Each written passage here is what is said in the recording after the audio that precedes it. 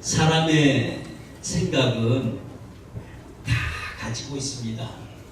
우리가 살면서 생각이 없는 사람은 아마 없을 겁니다. 그래서 사람들은 모두 다 생각을 하는데 그 생각이 굉장히 다양하다는 거죠.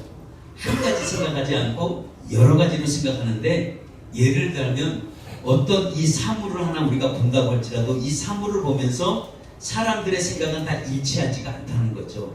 다 다를 수가 있습니다. 특별히 직업에 따라 생각이 다를 수도 있습니다. 이걸 보면서 어떤 장사를 굉장히 잘 하시는 분들이라면, 야, 이 꽃을 잘 심어서 팔면 얼마가 남고 어떻게 팔아야 되는, 이런 생각을 할 것이고, 꽃을 사랑하는 사람이라면 이 꽃을 어떻게 해서 내가 잘 만들어서 해봐야지 할 수도 있고, 또 어떤 사람은 이 꽃을 이 폐기물 처리하는 사람들이면 이거를 걔네하고 이걸 어떻게 왜 치우려고 하지? 이렇게 생각이 서로 다 다를 수 있다는 거예요. 왜 다를 수 있는 그 이유는 직업에 따라서 생각이 다 다를 수가 있습니다. 그런데 그 생각들이 대부분 좋은 생각만 하는 거냐? 아니에요. 좋은 생각을 하기도 하겠지만 때때로는 우리의 생각을 지배하는 것들은 대부분 나쁜 생각, 안 좋은 생각을 우리가 많이 합니다. 그러면 이런 안 좋은 생각이 우리 삶에 과연 좋을까 하는 거죠. 우리가 안 좋은 생각을 우리 마음속에 늘 담고 살아가면 우리는 결국은 어떻게 되냐? 생활이 과연 좋지가 않습니다. 다시 말하면 즐겁지가 않다는 얘기죠. 이 유대인들에게는 가장 안 좋은 생각을 갖고 있는 게 한 가지가 있습니다. 그들에게는 아마 이거를 생각해보고 싶지 않았던 아주 안 좋은 기억일 수도 있습니다. 유대인들이 가장 안 좋았던 그 기억은 자기 민족들이 가스실에서 600만 명이 몰살당하는 그 기억을 하면 그들은 밤잠을 이루지 못한다고 합니다. 히틀러 앞에 아무런 이유도 없이 그냥 가스실에 들려가서 유대인들이 무참히 죽어갈 때, 그때 살았던 사람들은 밤잠을 자면서도 그 생각만 하면 네가 걸린다는 거죠. 왜 우리가 이렇게 오르게 죽어야만 했던가 하고 독일 사람을 가장 미워했고 이걸 잊을 수 없다고 했었습니다. 그러나 이스라엘의 초대 수상이었던 벤구리온이라는 사람은 백성들을 향해서, 민족을 향해서 외쳤습니다. 뭐라고 외쳤냐면, 우리가 이거를 용서해 주자는 거예요. 용서하자. 우리가 용서하자. 그러나 우리가 잊지는 말자. 그러나 우리는 용서해야 된다 라는 이야기였습니다. 왜냐하면 우리가 이거를 용서하지 않고 우리가 계속 이를 갈고 우리가 살아간다면 우리나라는 성장할 수가 없다. 그러니 우리가 용서하고, 그러나 우리는 절대 이 사건을 우리가 잊지는 말자라고 얘기를 했습니다. 물론 우리의 생각 속에는 좋은 생각도 있고 나쁜 생각이 있습니다. 그러나 어떤 사람의 경우는 좋은 점이 있는데 나쁜 점이 보이지 않는다는 거예요. 가령 예를 들면 어떤 얘기냐면, 프랭클린 루즈벨트라는 미국 대통령은 위대한 경제 대통령이라고 호평을 받았습니다. 왜 이 사람이 위대한 경제 대통령이었냐면, 미국은 대공황 때가 있었습니다. 대공황이라고 말을 하는 것은 뭐냐면, 그때는 모든 사람들의 공장이 문을 닫았습니다. 실업률이 엄청났습니다. 모든 실업자들이 길거리에 쏟아져 나왔고 어떻게 살아야 될지 모른다고 그렇게 할 때 이 루즈벨트 대통령은 그 위기를 극복한 장본인입니다. 대공황을 벗어날 수 있도록 정치를 했던 대통령. 그래서 그 대통령을 어떤 대통령이냐면 정치의 대통령이라고 합니다. 그런데 사람들은 그렇게 생각하고 있는데 그가 장애인이라는 사실은 전혀 모르고 있습니다. 아니, 알고 있는데 생각하고 있지 않는 거죠. 그는 어렸을 때 소아마비를 알아서 휠체어를 타고 다녔던 대통령이기도 합니다. 그 위대한 경제 대통령이 장애인이었었다는 것은 아무도 생각하지 여러분 않습니다. 여러분, 베토벤은 알다시피 작곡가 중에서 우리가 최고의 작곡가라고 자랑을 합니다. 그러나 사람들은 최고의 작곡가라고만 알지 그가 청각장애인이라는 것은 생각하지 않습니다. 위대한 작곡가로만 그렇게 생각을 합니다. 또 한 분을 소개한다면 아브라함 링컨 대통령은 노예를 해방시킨 대통령입니다. 그러니까 다시 말하면 이 노예의 어떤 인권의 문제에서 역사적인 획을 그은 사람이 바로 링컨 대통령입니다. 근데 그 링컨 대통령이 초등학교를 나오지 못했다는 사실은 아무도 생각하지 않습니다. 한 분 더 소개를 해볼까요? 성경 이후에, 그러니까 이 세상에서 가장 많이 팔린 책이 성경책인데 성경책 이후에 두 번째 잘 팔린 책이 있습니다. 그 책이 뭔지 아시죠? 그 책이 바로 철로역정이라는 책입니다. 이 책 저자는 존 버넷인데, 이 존 버넷은 이 철로역정에 쓴 것만 많은 사람들이 알지 그가 평생에 감옥에 있었다는 것을 생각하지 않습니다. 지금 제가 말씀드린 여러 사람의 이런 유형의 사람들은 어떤 사람들이냐? 모두 위기를 극복한 사람들입니다. 그들이 그런 위기 속에서 자기의 갖고 있는 핸디캡을 뛰어넘은 사람들이에요. 그러니까 자기가 갖고 있는, 남들이 자기를 바라보는 어떤 부정적인 그런 생각을 뛰어넘는 사람이 누구였느냐? 지금 이 소개해줬던 이 사람들은 모든 시각에 뛰어넘었던 사람들입니다. 그리고 그들이 이런 위기 가운데서도 과연 그렇게 뛰어넘을 수 있었던 이유가 뭐냐 이거죠. 뛰어넘을 수 있었던 그 한 가지 이유는 다른 게 아니라 이런 공통적으로 얘기하는데 뭐냐면 하나님의 은혜가 내게 임했다라고 얘기해요. 하나님의 은혜가 나를 덮으면, 하나님의 은혜가 내게 임하면 우리는 위기 중에서 뛰어넘을 수 있다는 그 얘기예요. 모든 사람이 저 안 돼! 모두 안 되는 거야! 저거 안 돼! 라고 모두 생각할 때 그 생각을 뛰어넘게 하는 것이 뭐냐면 하나님의 은혜를 붙잡고 일어서는 방법입니다. 하나님의 은혜를 붙잡고 일어서는 사람만이 정말 우리가 갖고 있는 이런 부정적인 생각에서 다시 한번 우리가 파지티브한, 우리가 긍정적인 생각을 우리에게 심어줄 수가 있습니다. 아, 우리는 다 안 되는 줄 알았는데 할 수도 있구나 라는 이런 것을 남길 수 있는 것은 오직 내 자신의 능력이 아닌 하나님의 은혜로 일어서는 줄 믿습니다. 오, 감사합니다. 안 해냈다 안 하면 제가 어떻게 할까 굉장히 고민을 했습니다. 그래서 우리들의 생각을 돌이켜보면 안 되는 것이 너무 많아요. 여러분들은 어떠실지 몰라도 저를 그냥 비교를 할게요. 그래야 저를 해야 시험이 안 되지. 제가 생각해보면 된다는 쪽이 많을까? 안 된다는 쪽이 많을까? 라고 생각해보니까 내 생각이 안 된다는 쪽이 좀 많은 것 같다는 생각이 많이 듭니다. 이거는 비단 내 생각뿐이 아니라 많은 사람들은 어떤 생각이냐면 된다는 생각보다는 안 된다는 생각이 다 지배적이라는 거죠. 이건 제가 얘기하는 게 아니라 통계로 나온 그 얘기이기도 합니다.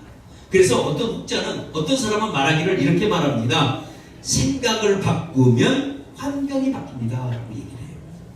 그래서 생각을 바꾸면 인생이 바뀐다고 얘기를 합니다. 그래서 그 얘기를 우리가 들으면서 생각을 해봤어요. 과연 그러면 그 생각이 맞을까? 아니면 그 생각이 잘못됐을까? 우리는 사실 확인할 수는 없습니다. 그 사람이 갖고 있는 생각이 옳다고 얘기할 수도 없고 그렇다고 그 생각이 잘못됐다고 얘기할 수도 없습니다. 왜냐하면 갖고 있는 생각은 그 사람의 생각이기 때문입니다. 저 사람과 나와는 생각이 다를 수도 있습니다. 그러나 그 생각이 내 생각과 다르다고 저 생각이 맞다, 틀리다 얘기는 할 수 없습니다. 그러나 우리가 한번 생각해 보세요. 이게 내 경험이기도 합니다. 그때는 그 생각이 정말 좋다고 생각을 했습니다. 그 생각이 정말 옳다고 생각을 해봤습니다. 근데 지나와서 몇 년을 지나게 돌이켜보면 그때 그 생각이 참 내가 잘못되었다는 생각을 깨달을 때가 한두 번이 아니라는 거죠. 그러면 그때 그 생각이 내가 이 생각이 맞다라고 할 수 있었는데 몇 년을 돌이켜보니까 그때 내가 생각을 이렇게만 했었으면 내가 지금 이렇게 되지 않았을 때 이런 생각, 후회 같은 생각을 들 때가 가끔은 우리에게 찾아옵니다. 그러면 과연 그때 그 생각이 올바르냐? 그때는 올바른 것 같았지만 지나고 보면 아니었었다라고 얘기합니다. 우리들이 갖고 있는 생각, 이 생각들을 우리가 어떻게 하면 어느 쪽으로 바꿀까 하는 거죠. 오늘 성경이 그거를 말하고 있습니다. 오늘 성경에는 어떤 내용이 나오냐면 베드로라는 사람이, 오늘도 이 베드로라는 사람은 알다시피, 우리가 알다시피 예수님을 따라다녔던 제자 중에 제자라고 할 수가 있잖아요. 으뜸이라고 할 수가 있습니다. 그러면 이 으뜸이 됐던 이 제자들과 동료들, 그러니까 동료들을 말하면 같이 예수님을 따라다녔던 제자들을 말합니다. 이 동료들에게 이 베드로가 뭐라고 얘기하냐면 이렇게 얘기합니다. 나는 고기 잡으러 갈 거야 라고 얘기를 했습니다. 오늘 3절에 그 얘기입니다. 나는 물고기를 잡으러 갈 거야 라고 그렇게 얘기를 하고 있습니다. 그러면 베드로가 같은 동료들에게 나는 물고기를 잡으러 갈 거야 라고 이 말을 했을 때 왜 이 말을 했을까? 왜 물고기를 잡으러 간다고 이 말을 했을까? 왜냐면 많은 사람들은 생각 속에 많은 생각을 갖고 있습니다. 근데 베드로의 생각이 맞느냐 틀리냐는 보다도 우리가 생각할 때 베드로의 생각은 지금 물고기를 잡으러 갈 거야 라고 할 때가 아니라는 거죠.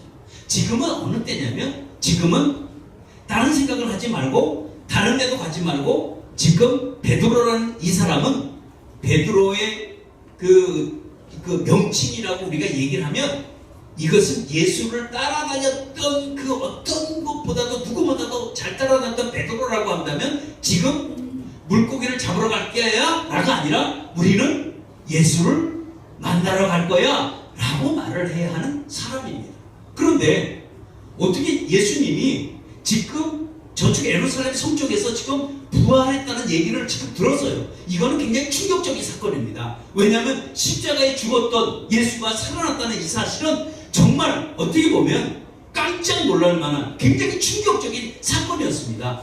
이 사건을 베드로가 이 소식을 들은 거예요. 그러면 누구보다도 예수님을 잘 따랐던 베드로는 당연히 야 예수님이 부활하셨대 그러니까 우리가 글로 가자 라고 하냐 정상인데 지금 야 나는 고기 잡으러 갈 거야 라고 이 말은 어떻게 보면 굉장히 지금 생뚱맞는 그런 소리이기도 합니다.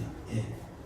그러니까 나는 고기로 잡으러 갈 거야 라는 말은 마땅히 자기가 할 일이 없어서 그랬나 아니면 내가 물고기를 잡아서 앞으로 내가 돈을 좀 벌어야지 라고 생각을 했나 라고 여러 가지 생각을 추론을 해봐도 베드로는 고기를 잡으러 갈 거야 이 말을 해야 할 필요가 굳이 없을 텐데도 불구하고 동료들에게 이 말을 했다는 것은 왜 이런 말을 했을까?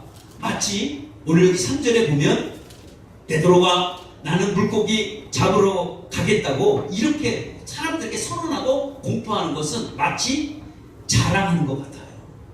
마치 무슨 고기 잡으러 가는 게 자랑이야? 근데 마치 자랑하듯이 고기 잡으러 간다고 얘기를 해요. 그러면 고기를 잡으러 가면 그냥 고기로 잡으러 가면 될 텐데 굳이 베드로가 이렇게 자랑을 해서 동료들까지 취합해서 함께 고기를 잡으러 가는 모습을 볼 수 있습니다.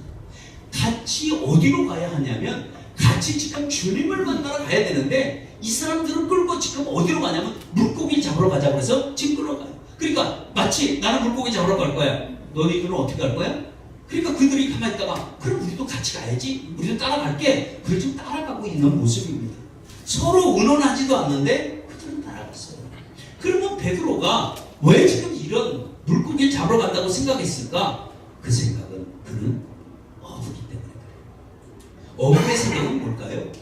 어부의 생각은 늘 물고기 잡는 거예요. 네. 여러분 일을 할 때 페인트 칠을 일하는 사람은 늘 생각하는 게 뭘까요? 네. 장사하시는 분들은 보면 뭐 장사하는 게 생각하는 게 뭘까요? 네, 어떻게 하면 장사하는 건가? 그러니까 생각은 내가 뭘 갖고 있느냐에 따라서 생각이 달라지는 거죠. 베드로는 어부였습니다. 그러니까 어부의 생각은 뭘까요? 늘 물고기 잡는 것밖에는 없습니다. 왜? 지금까지 해오던 일이거든. 물고기 잡는 것도 오늘 갑자기 이 일이 하는 게 아니라 늘 해왔던 일이야. 이 일은 내게 너무나 익숙한 일이야. 그러니까 내가 그거 다시 해보겠다고 하는데 그리고 동료들도 똑같은 생각이겠죠. 우리도 함께 가자 라고 해서 베드로 혼자 가면 되는데 하여튼 모두 동료들까지 같이 이제 갔습니다. 같이 가서 물고기 잡으러 간다고 하니까 당연히 해변으로 갔겠죠. 여기가 갈릴리 호수역이라고 하기도 하고 디베랴 바다라고 성경은 표기하고 있습니다. 그래서 그들이 그 갈릴리 호수에 가서 이제 배에 승선하기 시작을 했습니다. 배에 우르르 올라가서 승선하면서 배에 올라가서 이제 그 배를 가지고 이제 해변에 있다가 물가로 들어가는 순간에 이들에게는 기대감이 있습니다. 어떤 기대감이 있을까? 야, 오늘 물고기 잡았어. 우리가 한번 또 우리가 옛날로 돌아가 보자 라는 거죠. 예. 그들이 그물, 투망이라고도 좋고 그물입니다. 그물을 다 잡고 잡아봤습니다. 그물을 몇 년 만에 잡아봤을까? 3년 만에 그물을 처음 잡아봤습니다. 이들에게도 감회가 있었지. 그물을 잡아보니까 너무 좋은 거야.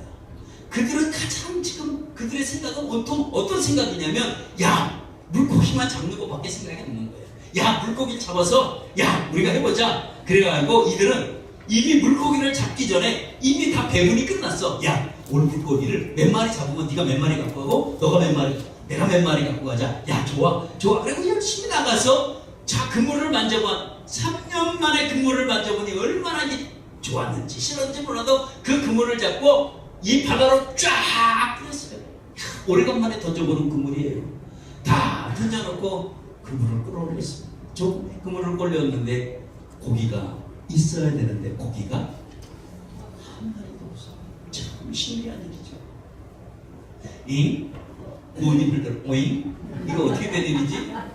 네? 이거 어떻게 된 일이지? 라고 생각해서 다시 그를 또 던졌습니다. 던져서 또 끌어올렸습니다. 근데 고기가 없어요. 동료들끼리 서로 위로하죠. 야, 우리가 오래간만에 우리가 그물을 던져보니까 우리가 잘 안 되나 봐. 우리 한번 다시 해보자. 또 던지고 또 끌어올리고 던지고 또 끌어올리고 또 던지고 끌어올렸는데 한 마리가 안 잡히는 거예요. 무슨 인생이 이렇게 인생이 험합니까? 분명히 고기를 있는 걸 알고 던졌는데 왜 한 마리가 안 잡힙니까? 빈 그물을 던지는 인생을 한번 생각해 보셔서 던졌는데 고기가 안 나와요. 얼마나 이게 험한 일입니까? 아마 이런 일들이 계속되어진다고 한다면 정말 이들의 생각에는 허무와 자괴감이 없습니다. 왜냐하면 이들의 생각은 분명히 여기가 물고기가 있어야 돼. 왜? 이거 분명히 여기 있어야 맞는 거야. 그래 던졌는데 없어. 이게 어떻게 된 거예요? 예? 그런데 해가 이미 저녁에 나가서 이미 물고기를 잡으려고 저녁에 나갔는데 이미 해가 뜨고 있어요. 해가 막 뜨는 무렵에 어떻게 해요? 밤새도록 던졌는데 단 한 마리가 안 잡히는 거야. 어떻게 세상에 이럴 수가 있냐? 왜 물고기가 한 마리가 안 잡히냐고. 이게 우리의 인생입니다. 이게 안 잡힐 때가 있는 거예요. 그럼 이걸 어떻게 하면 좋냐 이거죠. 근데 주님이 저 해변가에 서 계셨어요. 언제부터 와 계셨는지 몰라요. 그러나 처음부터 와 계셨는지 나중에 와 계셨는지 성경에는 뭐라고 얘기하지 못하지만 주님은 저 멀리 서서 계속 지켜보고 있다가 주님이 한마디 얘기를 합니다. 뭐라고 얘기하시냐면 이렇게 얘기합니다. 야, 고기 좀 여러분 요즘 말하면 여러분 고기를 좀 많이 잡으셨어요? 라고 얘기를 합니다. 근데 이들의 대답은 뭘까요? 없습니다 라고 대답을 했습니다. 이들의 대답은 한마디도 없다고 그렇게 생각을 했습니다. 그러니까 이들에게는 이쪽 저쪽 그물을 막 던질 때 주님의 생각은 그렇게 생각할 거예요. 야, 그물은 그쪽이 아니야.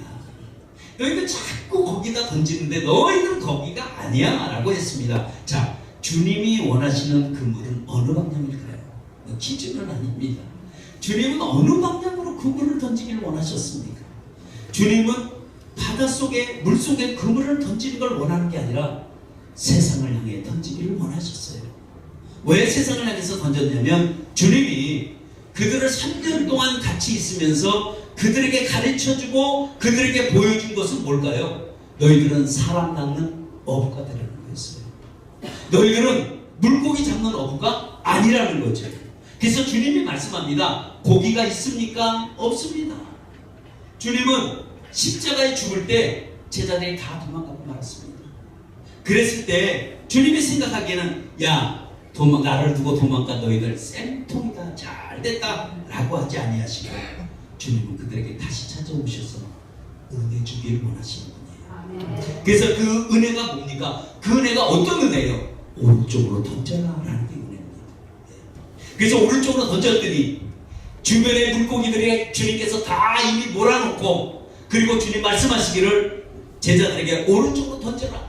그 오른쪽으로 던지라는 게 은혜예요. 그래서 던졌더니 물고기가 얼마나 많은지 그물을 끌어올릴 수가 없어.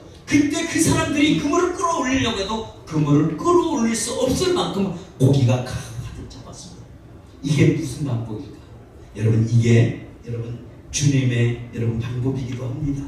주님의 방법은 조금 전에는 그 방법이 안 통했지만 주님이 역사하면 그 방법이 통하는 게 그 방법이기도 합니다. 조금 전에는 그물을 그들이 거기다 던졌어요. 안 던진 게 아니라고요. 그들은 어디 여기만 던졌겠어요? 여기 저기 다시 말하면 동남 동서남북 다 던졌죠. 그래서 사방에 던져졌습니다. 그들이 갖고 있는 경험을 가지고 던졌고요. 그들이 갖고 있는 고기 잡는 기술을 가지고 던지고 자기의 모든 실력을 총동원해서 다 던져보았지만 한 마리도 없었지만, 그러나 주님의 말씀으로 듣고 던졌더니 고기가 가득 잡히게 됐습니다. 예. 만약에 그들의 생각이 오른쪽으로 던져라 라고 했는데, 아니 오른쪽? 우리가 조그맣게 던져본 데 아니야? 한 마리도 없었는데 왜 또 던지라고 그래? 던지지 마, 다른 데 던지자. 만약에 그랬다고 한다면 은혜는 당황하지 못했을 거예요. 자기 생각에는 조금 던졌거든요. 여기도 던지고 저기도 다 던져봤거든요. 근데 갑자기 또 던지라고 그런다면 누구 약 올리나? 지금 해변에서 고기 잡았니? 아니 못 잡았는데 오른쪽에 던져. 누구 약 올려? 라고 했다면, 그런 마음을 갖고 그런 생각을 했다면 은혜는 임하지 않았다는 거예요. 근데 그들의 생각이 아닌 주님의 생각을 가지고 던졌더니 고기가 잡혔습니다. 그래서 우리가 주님의 말씀이 주어지면 그대로 하시기를 축원합니다. 주님이 하라고 하면 그대로 하면 절대 우리가 손해를 입지 않습니다. 주님의 능력은, 다시 말하면 주님의 은혜는 따라하면 되는 거야. 따라하면 되는 거야. 던지라 그럼 던지면 되는 거예요. 그러면 은혜를 발견할 수 있습니다. 예. 근데 내 생각대로 하면 되지 않을 때가 많습니다. 내가 물고기 주인이라는 것을 주님이 확실하게 선포하는 여러분 시간을 받아요. 자, 그러면 오늘 이 사건을 보면서, 오늘 이 내용을 들으면서 우리는 어떻게 적용해야 될까요? 이 말씀을 들으면서 그럼 우리 삶에는 뭐가 있는 거지? 그럼 우리 삶에는 어떻게 적용해야 되는 거지? 우리가 생각해 볼 때 우리 삶의 적용은 다른 게 아닙니다. 전도는 물고기를 낚는 겁니다. 전도 얘기하니까 조용하죠. 제가 이럴 때는 굉장히 저도 어떻게 그러면 어떻게 말하지 하고 이럴 때 있는데, 다시 한번 하죠. 전도는 물고기를 낚는 겁니다. 네, 감사합니다. 왜냐하면 주님은 제자들에게 물어봤잖아요. 고기 잡았느냐? 라고 물어보잖아요. 이 물음이 오늘 우리에게, 저에게, 아니면 여러분들에게 고기를 잡았느냐? 라고 물어보시면 똑같은 질문을 한다면 나는 뭐라고 대답을 해야 되는 거죠? 우리 대답은 없습니다 라고 대답을 하든지, 아니면 조금 잡았습니다 라고 얘기를 하는 거죠. 자, 그러면 여기서 말하는 우리에게 진정한 물고기의 의미는 뭘까요? 여기서 지금 고기를 잡았냐? 우리에게 오늘날 그 물고기는 우리에게 의미가 뭐가 있냐 이거죠. 이 의미는 다양할 수 있습니다. 예를 들어서 사업하는 사람에게 물고기가 뭘까요? 사업하는 사람에게 물고기는 자본, 돈이라고. 예. 자, 음식점이나 우리 영업을 하시는 분에게 물고기가 많이 있습니까? 라고 물어보는 건 뭘까요? 이거는 고객입니다. 손님입니다. 손님이 많이 있느냐 없느냐, 오늘 장사 잘했냐 안 했냐, 이 말과 같습니다. 오늘 물고기 많이 잡았어? 이 말은 뭘까요? 장사하시는 분에게. 자, 우리가 어떤 마켓을 하시는 분이라면 오늘 물고기 많이 잡았어? 라고 얘기하는 건 물고기 많이 팔았냐 안 팔았냐 매상을 가지고 얘기를 하는 겁니다. 예. 그러면 정치판에 있는 사람들에게 물고기가 많이 있어요? 라고 물어보는 건 뭐예요? 표예요. 표. 권력이라고 해요. 예. 그러면 이 지식을 많이 갖고 있는 사람에게 물고기가 있습니까? 라고 물어보는 건 뭘까요? 그 사람에게는 학위야, 박사학위가 몇 개 있느냐 그걸 물어보고 있는 거예요. 지식이 얼마나 있느냐 그걸 물어보는 거예요. 예.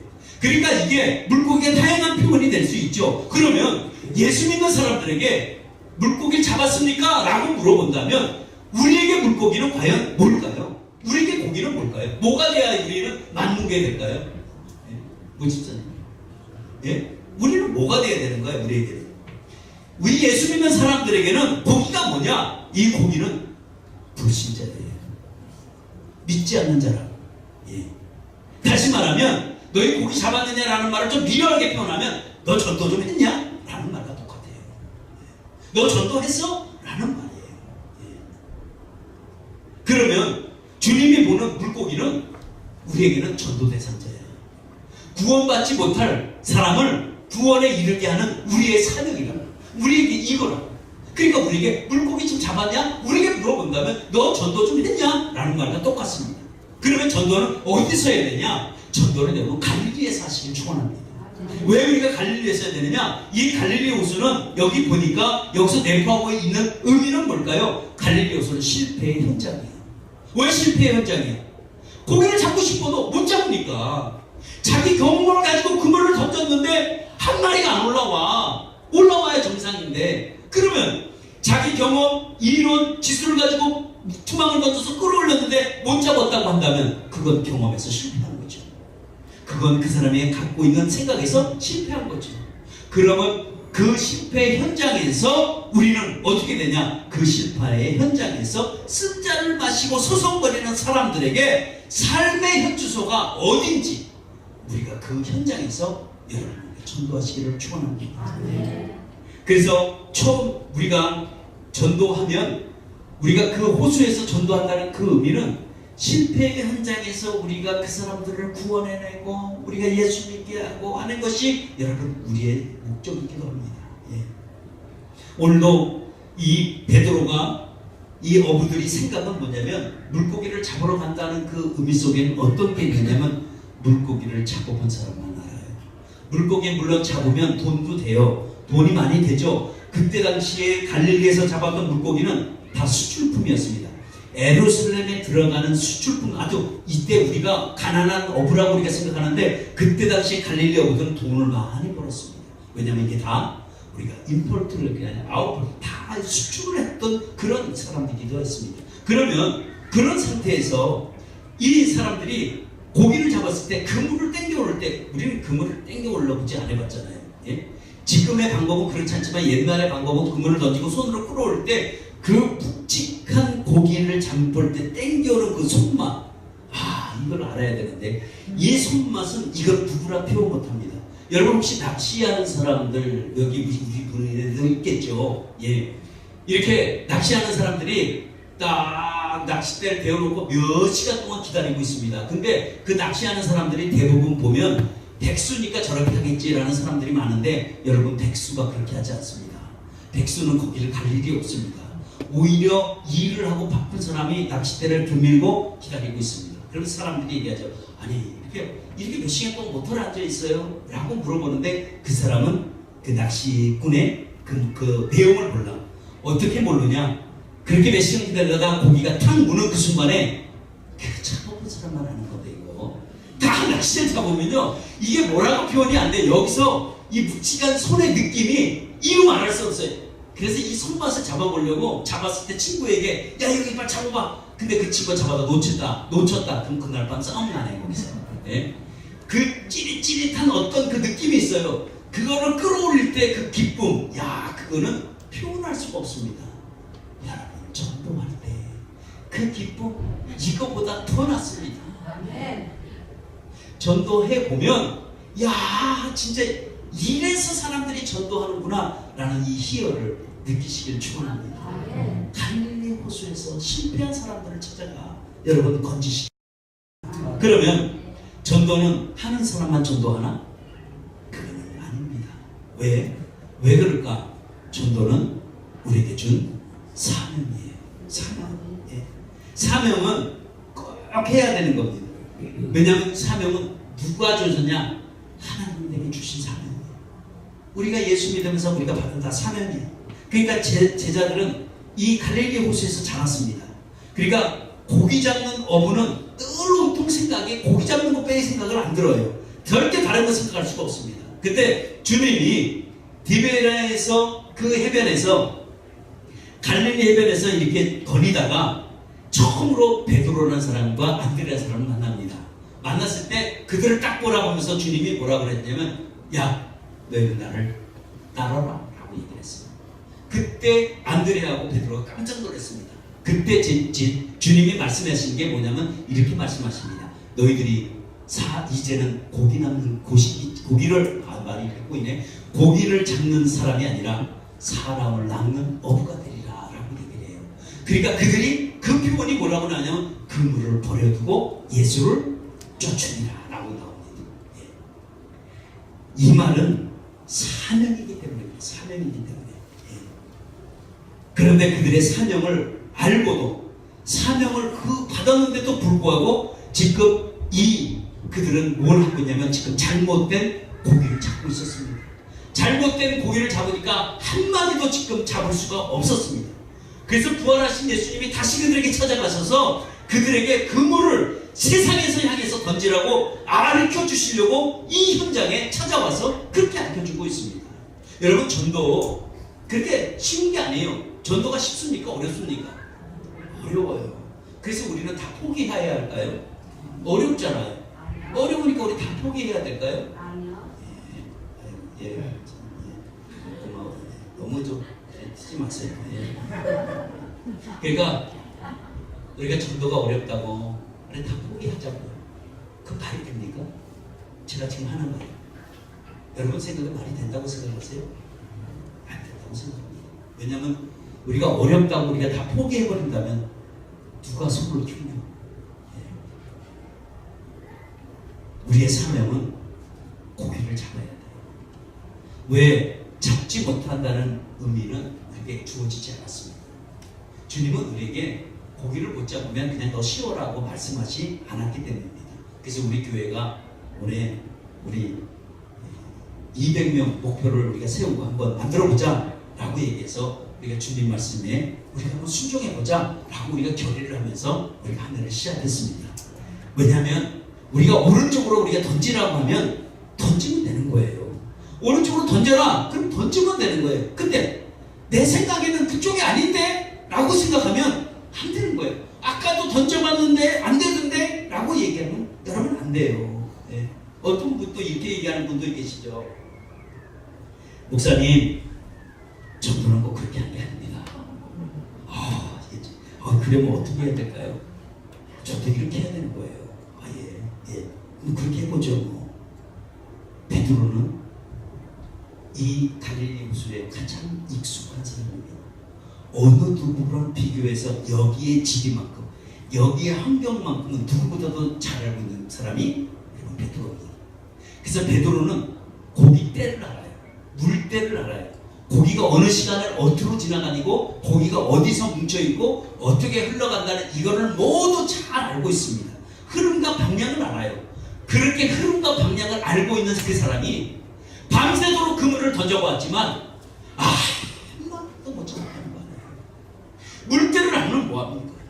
모든 걸 알면 뭐합니까? 그물을 던져봤는데 다 실패하고 말았습니다. 그의 경험이 통했습니까? 그의 이론이 통했습니까? 그의 기술이 통했습니까? 그의 기술과 다도 통하지 않았습니다. 전도는 상식과 이론으로 되는 게 아닙니다. 전도는 순종으로 먼저 시작합니다. 봐요. 다음에 찍잖아요.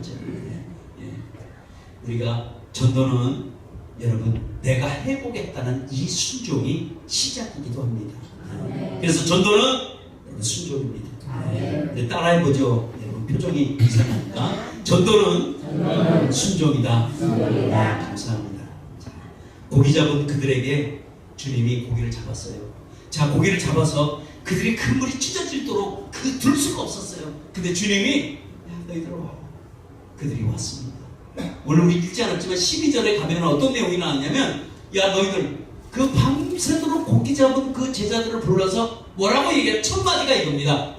너희들과 나랑 같이 아침 먹자, 조밥 먹자라고 얘기하고 있습니다. 제자들이 내려와서 보니까 주님이 숯불을 피워놓으셨습니다. 숯불 위에 뭐가 올려져 있냐면 거기 보니까 물고기와 빵이, 떡이 구워지고 있었습니다. 너희들로 와 아침 먹자라고 얘기해서 아침을 먹고 있습니다. 아침을 먹으면서 얘기하는 얘기는 뭐냐면 자기 자신, 다시 말하면 예수님을 버리고 간 베드로에게 말씀하는 것은 어떤 말씀이냐면 이제부터 고기를 잡으려고 한다면 다시는 저 갈릴리 호수에서 투망을 던지지 말고 너는 세상을 향해 투망을 던져라 라고 그렇게 얘기하고 있어요. 물고기가 물속에 있는 게 아니라 물 밖에 저기에 가득 있으니까 너는 앞으로 저기에 고기를 잡아라 얘기를 해서 지금 디베라 그 해변가에서 아침을 들면서 베드로의 생각을 바꿔주는 거예요. 어부의 생각을 바꿔주는데 어떤 생각으로 바꿔주냐면 고기긴 고기인데 너는 그 고기를 잡는 게 아니라 사람을 낚는 고기가 잡으라. 다시 말하면 사람을 낚는 어부가 되라 라고 얘기를 합니다. 여러분, 어부는 반드시 고기를 잡아야 삽니다. 어부가 고기를 안 잡으면 어부가 되어지지가 않습니다. 어부라고 칭하면 고기를 당연히 잡아야 되는 거예요. 그러면 왜? 그래야 살 수가 있습니다. 그런데 어떤 고기를 잡아야 되냐? 그 물고기가 아니라 사람 낚는 어부가 되라고 먼저 주님 말씀하고 있습니다.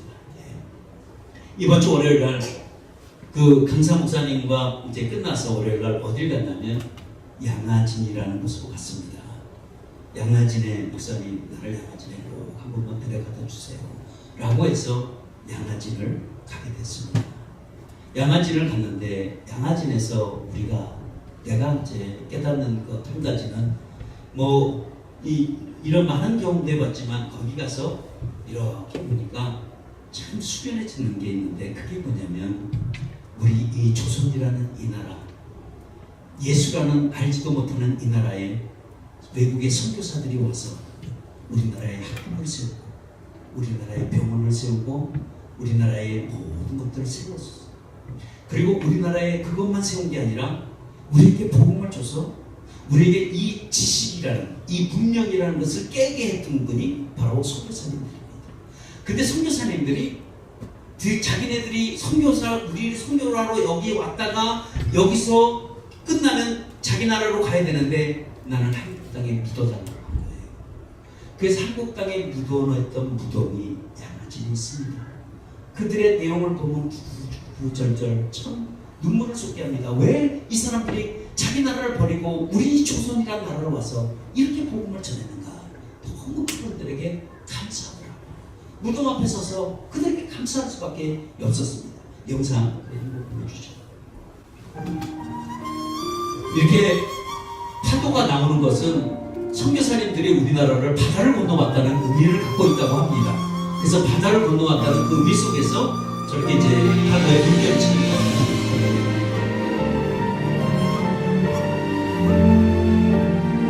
이게 양화진의 역사입니다. 하나님이 조선을 이렇게 사랑하사 그래서 양화진에는 모든 선교사의 터가 됩니다. 조선을 향한 하나님의 마음이 거기 가면 다 이렇게 내용이 적혀 있습니다. 선교사들이 조선을 향한 하나님의 마음입니다 라고 해서 이 선교사들이 의술을 통해서 우리에게 복음을 주고 의술을 통해서 우리에게 깨닫게 해주시고 우리가 알지 못했던 이 글자를 모르는 우리에게 지식을 깨닫게 해주고 선교사들이 다녔던 왕진 가방이기도 합니다. 예.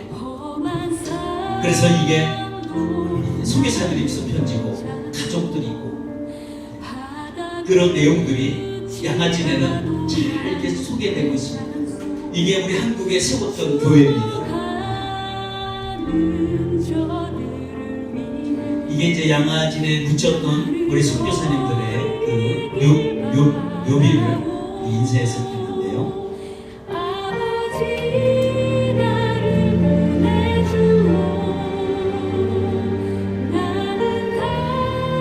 이게 헐버트 선교사, 한국의 은인이라고 얘기를 합니다. 캠벨은 대학당의 세운자기도 합니다.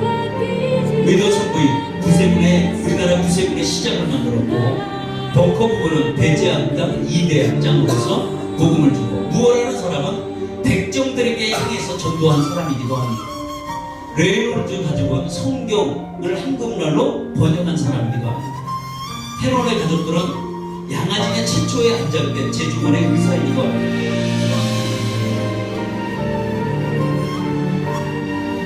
홀 가족이라고 우리나라 최초의 폐결의 유아문을 세운 사람이기도 합니다.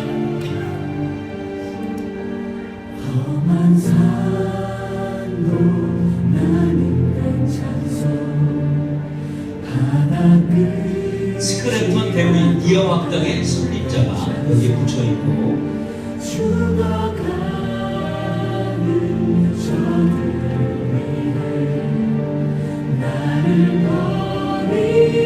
민턴 가족 의료 선교사 제주원 책임자이기도 합니다. 언더우더 가족 초대 성경 번역위원장님도 하고요.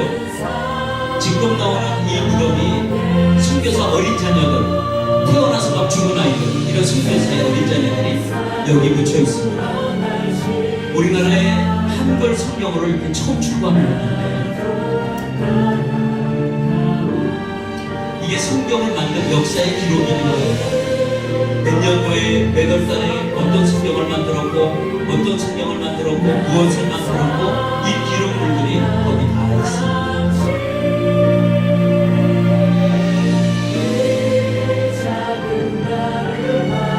구약전서도 만들고 신약전서, 성경전서, 구약전서 이렇게 만들어 놓은 게 이게 바로 양아진에 잘 되어 있습니다. 어부의 생각이 불고기라면 우리의 생각은 전도가 되시기를 축원합니다. 기도를 했습니다. 베드로라는 사람은 부활하신 주님의 소식을 들었습니다.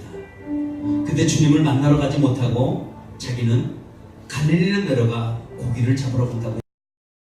왜 그랬을까? 그의 생각은 오직 물고기밖에 없었습니다. 그러나 주님이 찾아오셔서 물고기가 그 물고기가 아니라고 말씀을 주고 있습니다. 그러면서 하시는 말씀이 이제부터 내 양을 치고 내 양을 먹여라. 다시 한번 사명을 주었듯이 오늘 우리에게도 동일한 전도의 사명을 우리에게 다 주셨습니다. 난 못해요, 난 아니에요 라고 말씀하시면 주님 말씀하십니다. 네가 날 사랑하느냐? 라고 말씀합니다. 네가 날 사랑한다면 너는 내 양을 먹여라. 우리 주님 정말 사랑한다면 전도는 반드시 해야 합니다. 왜일까요? 사명이니까.